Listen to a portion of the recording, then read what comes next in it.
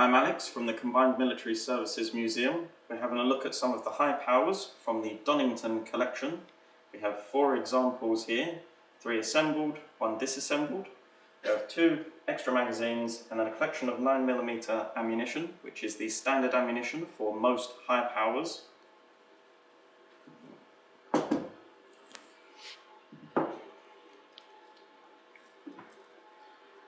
This is one of the earliest examples we have.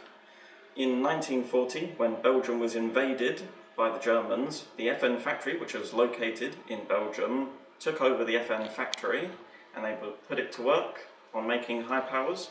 They weren't of the best quality because they used slave labour, and obviously there were different bits of sabotage happened.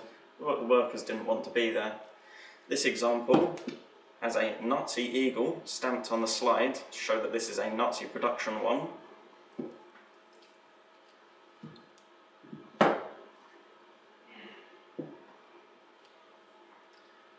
The original apprentice who finished the work on the high power after John Browning passed away in 1926 carried on and finished it in 1935 when, again, Belgium was invaded by Germany. He fled the country to Britain.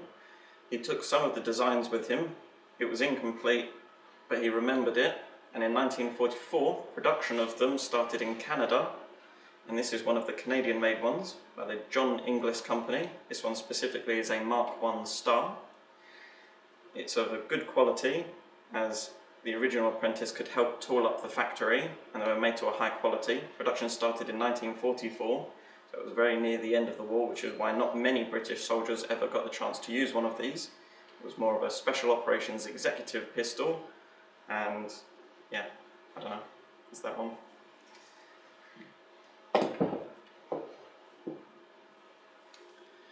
This is a much later example. This is made in the original FN factory as well, but this was made in the 80s. It has an aftermarket grip on it, which is why it seems chunkier than the grips on the rest of them. The safety has also been put on both sides, whereas on the previous examples, the safety was only on the left side. The safety can only ever be engaged when the hammer is cocked back. It can sit in the slide, and when you pull the trigger, nothing happens. You would flick down and then release the hammer like that. Other than that, a few lightning cuts were made here and there to make it less weighty, to make the production a bit cheaper whilst keeping the same quality of them. As you can see, this is the standard 13-round magazine. Other size magazines were made in the future after World War II. This is a 20-round magazine, which was favoured for SAS use.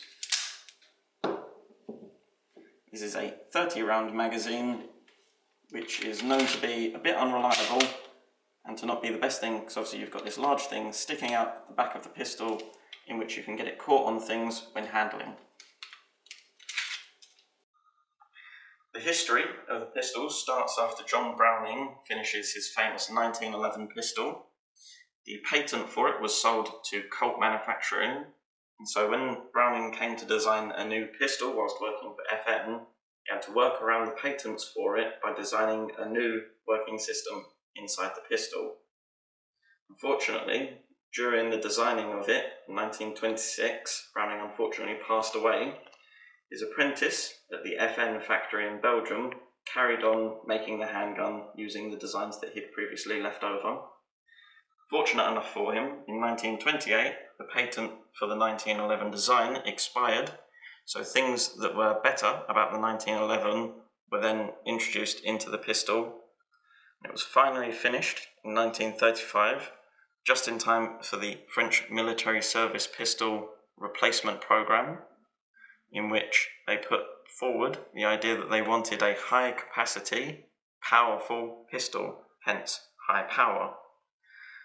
The high capacity was to be at least 10 rounds in the magazine, and the powerful cartridge to be used was a minimum of 9mm. Unfortunately, at the end of the trials in 1937, France adopted a French-made pistol, which didn't apply to the previously mentioned circumstances that they needed for the pistol. It turned out to be a 7mm pistol that had a capacity of 8 rounds. But the pistol would go on to be an extremely popular handgun, adopted by well over 70 different countries, and over 1.5 million of them have been in production from 1935. Production ended in 2018, but after a period of time where different factories around the world started making their own high powers, as there were no longer a market for new ones being produced by the FN factory or Browning. But over time, they realised that it was missed. So in 2022, the pistol was reintroduced by FN with a few different things added and changed to it, while keeping the same system, the same style, and the same handgun ultimately. For disassembly, first, you would always check that the firearm is safe and empty. Cock it back once or twice. You then want to engage the safety in a catch up here by pulling back, engaging the safety. Then the pin for the slide can be released. And then you release the slide, it will fly forwards because it's still under spring tension under here. You then get ready to release the safety and the slide will come off. That's the lower of the handgun, that's the pin. And then for the slide, you can take the spring out, and the barrel will also come out. And so you have a disassembled one, like the example down here. For reassembly, you simply do the opposite way round.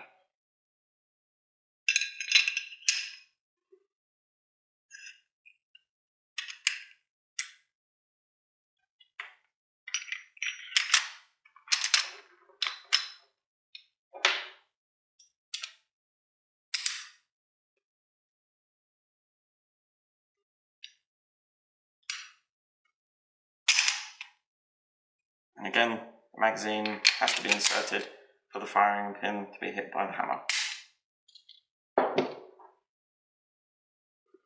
Just to recap, these are some of the examples of Browning pistols and high powers we have at the collection. This one is the German-occupied Belgian-made version. This is the Canadian-made British service version. And this one is the modern FN-made version. Two different magazines, the original extended, the 9mm ammunition, and a disassembled version just for reference. If you're interested in seeing more of the collection, please consider visiting the Combined Military Services Museum in Maldon, Essex, United Kingdom.